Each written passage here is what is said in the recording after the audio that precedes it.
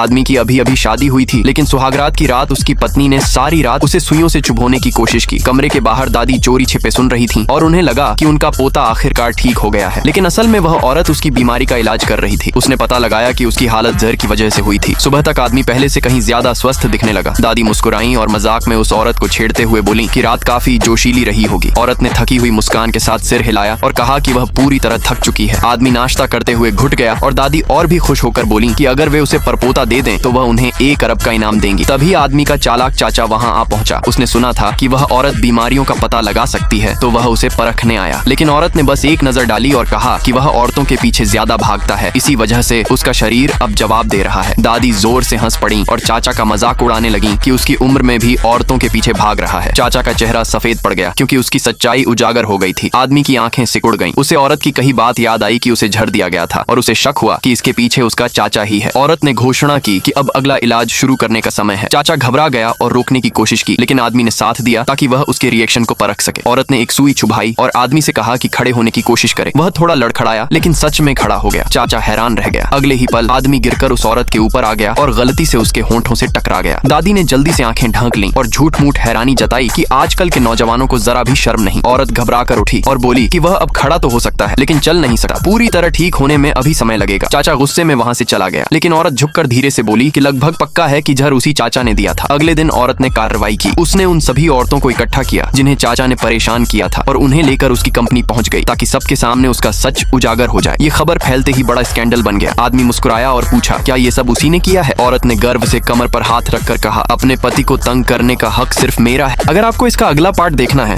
तो 100 कमेंट इस वीडियो पर पूरा करें और लाइक सब्सक्राइब करें।